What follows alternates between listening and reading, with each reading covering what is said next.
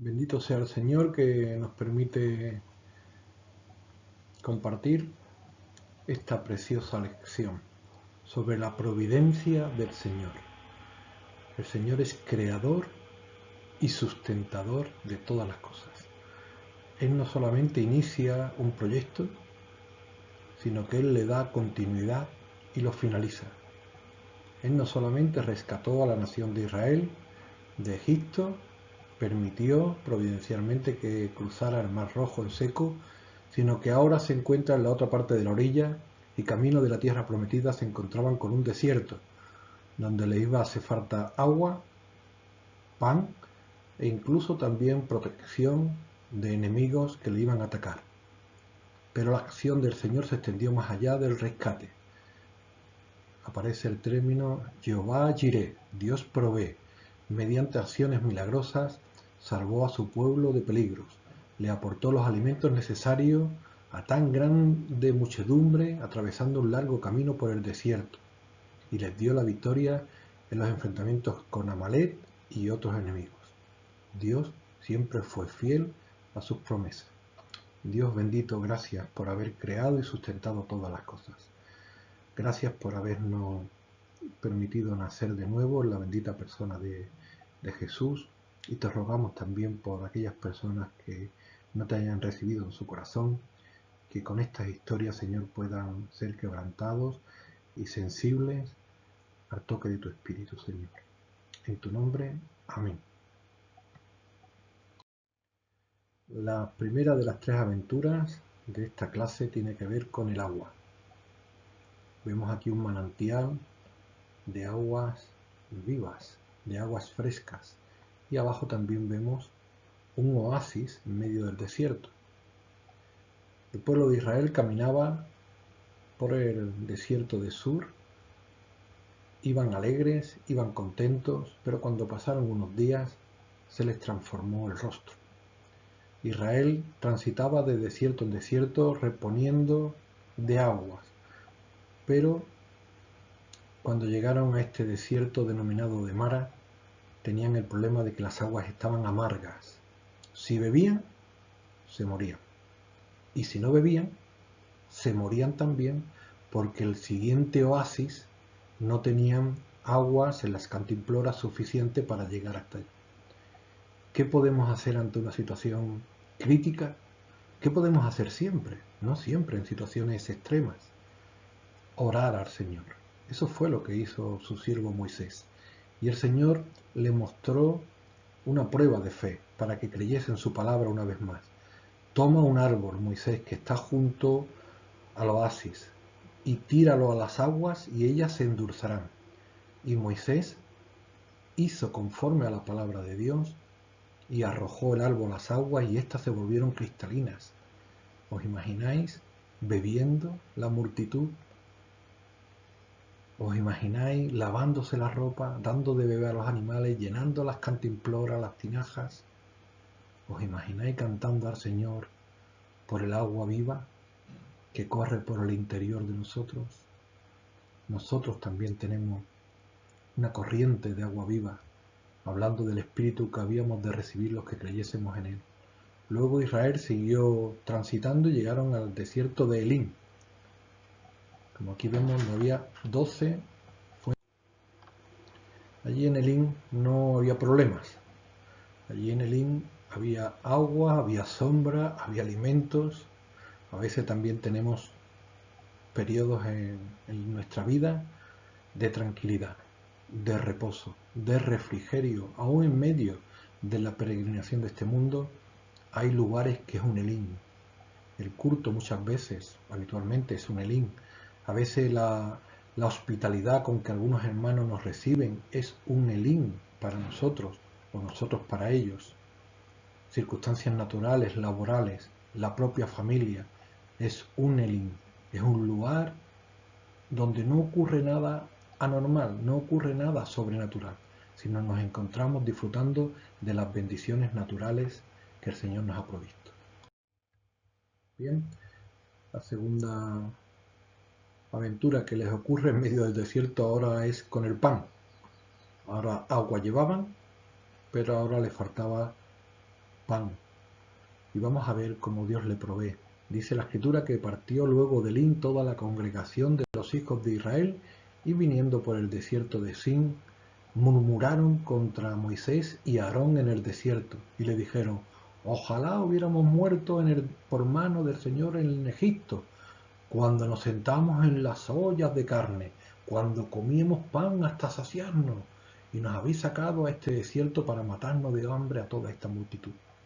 No se acordaban de las cadenas, del oprobio, no se acordaban de las ollas de carne, como si fuera lo único de la vida. Y entonces el Señor le habló a Moisés y dice: he aquí. Cuando el Señor dice he aquí, es que va a hacer una señal importante. He aquí, atención, lo que va a decir es llamativo. Os haré llover pan del cielo, y el pueblo saldrá y recogerá diariamente la porción de un día, para que yo le pruebe si anda en mi ley o no. Mas al sexto día preparará para guardar el doble de lo que suelen recoger cada día. Normalmente el pan viene de la tierra. Cuando el trigo germina, se recoge, se machaca, se hace harina, con levadura se hace pan. Pero aquí vemos cómo el Señor cambia el orden natural y les da pan del cielo. Pan glorioso, pan bendito, para enseñarle también de quién fue el pan vivo que descendió del cielo, para que todo el que comamos de él tengamos salvación y vida eterna. Aquí vemos cómo por la mañana descendió el rocío. El rocío siempre que desciende es una bendición inesperada de Dios. Hay bendiciones esperadas de Dios y bendiciones inesperadas de Dios. Y después de esta rociada que cayó sobre el campamento, cuando cesó de descender, he aquí, otra vez atención, una cosa menuda, redonda, como escarcha sobre la tierra, y viéndolo los hijos de Israel dijeron: ¿qué es esto? Porque no sabían lo que era. Y entonces le dijo: es el pan que Dios os da de comer. ¿Qué es esto? Es lo que significa maná. ¿Qué es esto? Pan del cielo. La incredulidad del pueblo no se saciaba con el agua ni con el pan. El pueblo tenía que aprender a confiar en la palabra de Dios. Dios le dijo que cogiese la porción de un día para comer. Pues algunos cogían de más, a ver si al otro día iba a faltar. ¿Y sabéis qué le pasaba a lo que cogían de más? Que se podría. Además de que quizás le quitasen su porción a otro. Pero eso a los codiciosos no le importa. A ellos lo que les importa es acaparar y tener para ellos, aunque se les pudra. Pero el Señor los trata.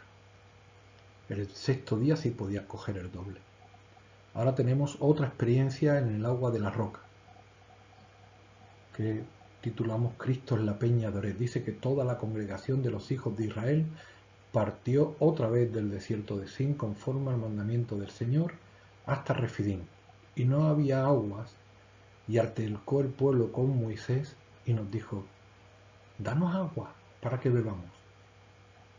Y entonces el Señor le contestó: he aquí, yo estaré delante de ti sobre la roca, y golpearás la peña, y saldrán de ella aguas, y beberá de ella el pueblo.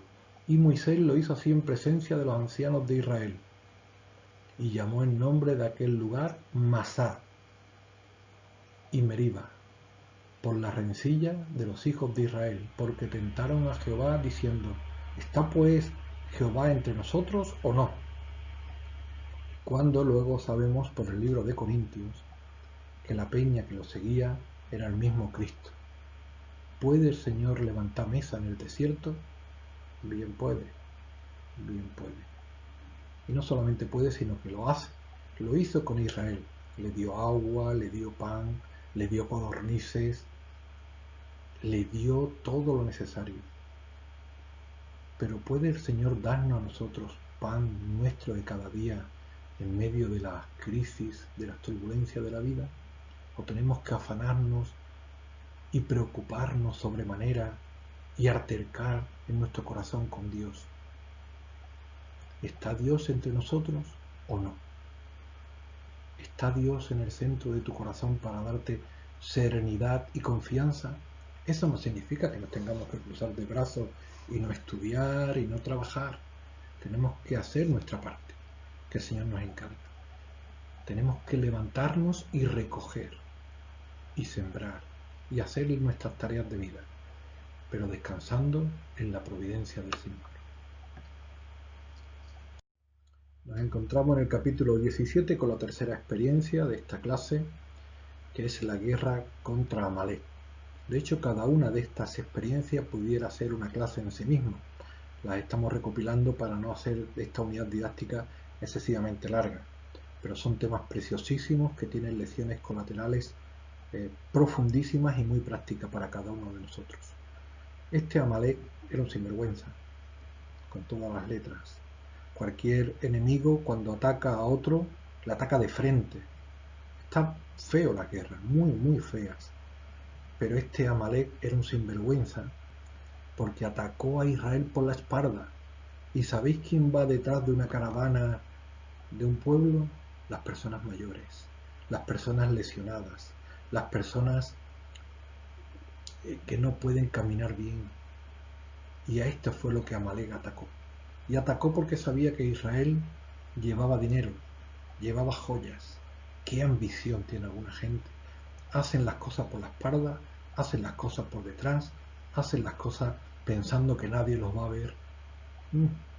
Pero vaya a ver que no solamente hay alguien que nos ve, sino que nos defiende, acampa alrededor de los que le tememos.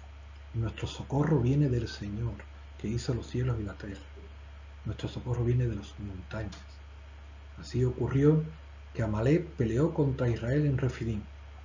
Y entonces Moisés dijo al pueblo, Josué, escógenos varones y vamos a pelear, que yo estaré sobre la cumbre del collado, y cuando yo levante mi vara, iremos venciendo porque el Señor estará con nosotros.